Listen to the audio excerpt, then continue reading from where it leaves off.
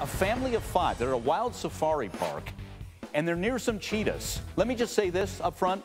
You don't get out of the car. That's what they do.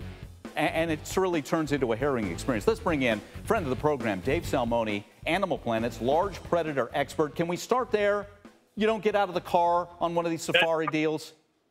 Probably the smartest place to start. Yeah, Okay. you know, when you have an animal encounter, following the rules is pretty much for your at your own risk, I suppose. Yeah, and what we're seeing here, Dave, I'm not sure if you can see the video. There's a car behind this family, and they point at the family, then they pan the camera over to the cheetahs who are in the shade, just kind of hanging out.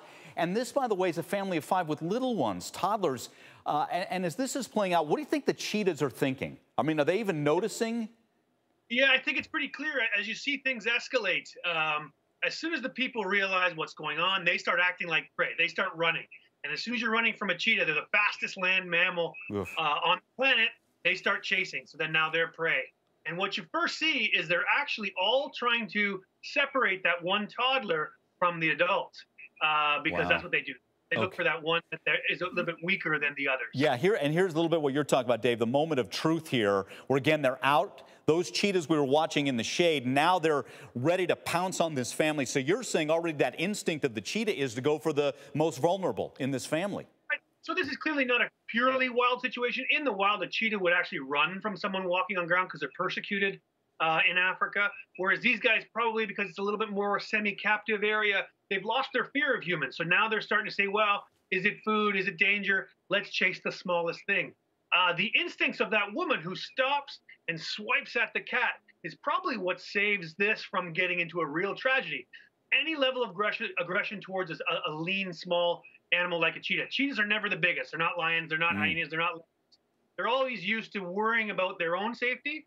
So her standing her ground and swiping at that closest cheetah is probably what saved a real tragedy from happening to that young one. Isn't that something? A mom's instinct kicks in to scoop up toddler and make the swiping motion at the cheetah. So, because that was going to be my next question. If for whatever reason things go wrong on a safari like this and you're vulnerable, so number one, I guess you don't panic.